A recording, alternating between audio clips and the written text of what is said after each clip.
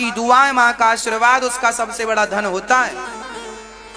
वो बेटा जीवन में सबसे सुखी है जो अपने माँ बाप की सेवा करता है, और वो बेटा बहुत दुखी है जो भले करोड़पति क्यों ना हो, उनको नींद भी नहीं आ रही है, जो अपने माँ बाप को सुखी ना कर सके, 2 वक्त की रोटी ना दे सके। उन बेटों को आप क्या कहेंगे? उन वो पुत्र थोड़ी है। ऐसों को पुत्र नहीं कहा जाता। चलिए, अच्छा, आप लोग अपने पति के पांव दबाती हो? मेरी माँ, पति के पांव दबाया करो। जिस घर की स्त्री अपने पति के सदा चरण दबाती है, लक्ष्मी जी देखो, हमारी माँ लक्ष्मी सदा नारायण के पांव दबाती हैं, इसलिए तो भगवान नारायण के घर में कोई कमी नहीं है। जो स्त्री सदा भले 1 मिनट ही सही अपने पति के बड़ी श्रद्धा से चरण दबाती है, उस घर में कभी लक्ष्मी की कमी नहीं हो सकती। हम लिखित में आपको दे सकते हैं ये बात। जो पत्नी सदा अपने पति के और जो बेटा सदा अपनी माँ की सेवा करता हो, चरण वंदना करता हो, चरण दबाता हो, सवेरे उठकर अपने माँ बाप को प्रणाम करता हो, ऐसा बेटा बहुत सुखी होता है। ऐसी पत्नियां, ऐसा पति, ऐसा घर बहुत समृद्धवान बनता है। इसलिए अपने अपने धर्म का पालन कीजिए, सेवा करिए। ये हम नहीं कह रहे हैं, लिखा है पाद सेवनम। फिर पांचवी भक्ति क्या है? अर्चनम। अर्चनम, भगवान जी के अर्चन किया करो। तुलसी का पत्ता उठाया करो, तुलसी के पत्ता में राम लिखा करो या नारायण लिखा करो और वो भगवान को चढ़ाया करो। नारायण, हमने कथा में कई बार बताया, भगवान को तुलसी के पत्तों से अर्चन करना चाहिए। नारायणाय नमः, नारायणाय नमः, नारायण।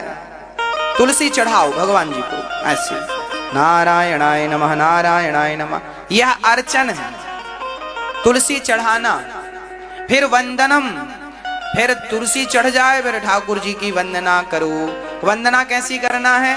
आप कहा करो, हे नाथ मैं आपको कभी भूलूं नहीं, हे प्रभु आप ही हमारी माता हो, पिता हो। हे नाथ, हम अज्ञानी हैं, हम क्रोधी हैं, कामी हैं, लोभी हैं, अहंकारी हैं, बुराइयों की भंडार है। नाथ मुझे स्वीकार करो, मैं आपकी शरण ग्रहण करता हूँ। हे नाथ, मुझे अभागे को स्वीकार कर लीजिए, मैं पतित हूँ, मैं पापी हूँ, मैं खल हूँ, मैं दुष्ट हूँ। ऐसी वंदना भगवान से किया करो। रोज अपने आप को, दूसरों को जलील करने से अच्छा है अपने आप को जलील किया करो, इससे अहंकार नहीं आएगा। आप अपने आप को बड़ा वीआईपी कहते हो, दूसरों को जलील करते रहते हैं, ये गलत है। यदि बेइज्जती करना है तो अपनी करो। मेरे जैसा अधम कौन है बताओ? इसे हमारे संत क्या गा रहे हैं? संत कह रहे हैं, बुरा जो देखन में चला, बुरा न मिलिया कोई, जो दिल खोजा आपुना, हमसे बुरा न कोई। हम सबसे बुरे हैं, अपने आप को जलील किया करो। अपने आप को गालियां, मैं कितना बुरा हूं, मैं कामी हूं, क्रोधी हूं, मैं कैसा हूं, अपने आप को कहो जो कहना है। बुरा है कोई तो आप सबसे बुरे हैं, बुरा है कोई तो मैं सबसे बुरा हूं, और अच्छा कोई है तो भगवान सबसे अच्छे हैं। अच्छाई भगवान की, बुराई स्वयं की। ऐसी वंदना भगवान से किया करो। अर्चनम वंदनम दास्यम। हम भगवान के कौन हैं? बोलो, हम कौन हैं भगवान के? जोर से। दास। हम दास हैं, ये बात कहो ना, अपने जीवन में इसे स्वीकार करो, चरितार्थ करो। दास हूं मैं, इसलिए हम कहते हैं ना, दास अनिरुद्ध। दास, दास, हम दास हैं। हे प्रभु, हम आपके दासों के भी दास हैं।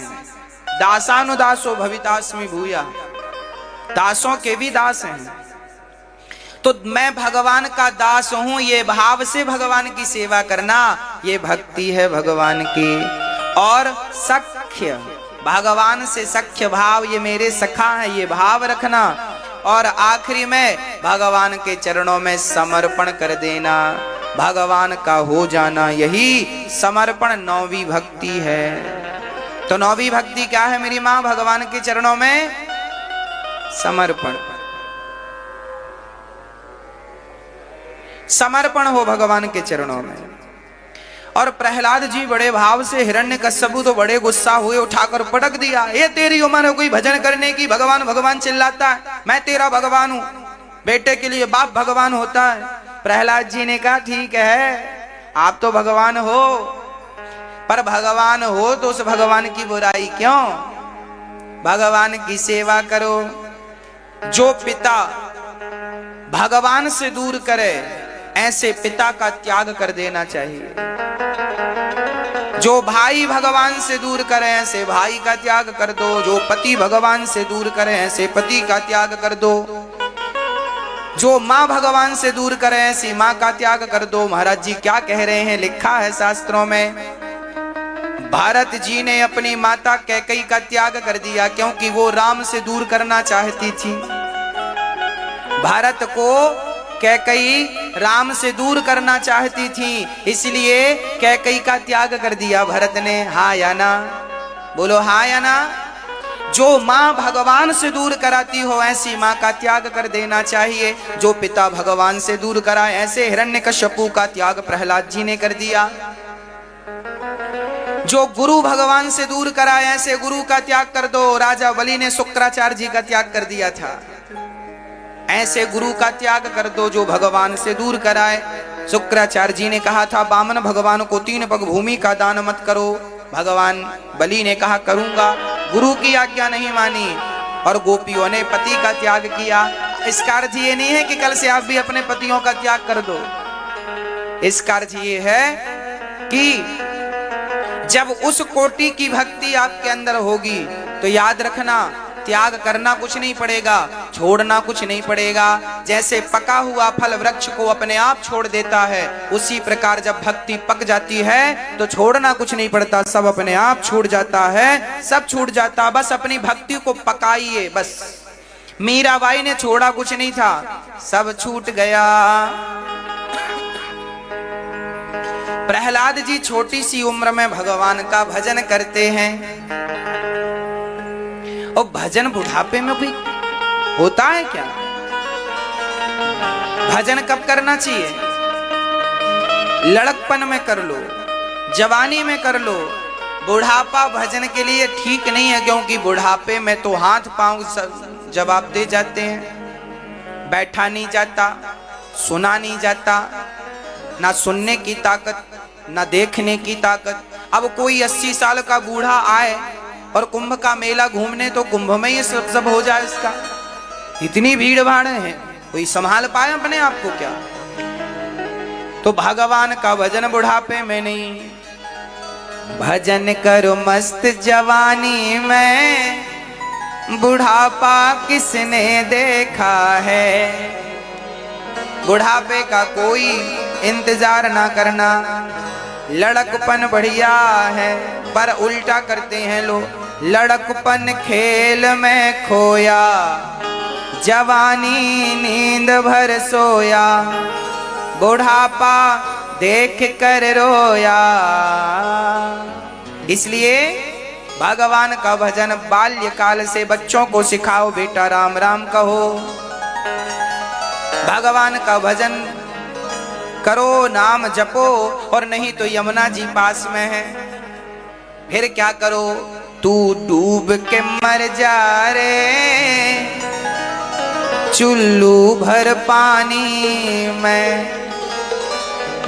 हाँ, यमुना जी पास में है, इसका भी लाभ लेना चाहिए। भजन करो, नहीं तो जनसंख्या बढ़ाने से क्या फायदा है। हाँ, गीदड़ों की जरूरत ही नहीं है, एक शेर चाहिए। वो शेर जो भगवान को भजे, वो शेर जो भगवान का शिकार करे, वो शेर चाहिए, गीदड़ तो चाहिए नहीं। और भजन की शुरुआत लड़कपन से हो, जवानी से हो। अच्छा, बुढ़ापे में कोई भजन करे, हाँ तो करना चाहिए, पर बुढ़ापे में तो देखो अब ऑप्शन भी नहीं है ना कुछ।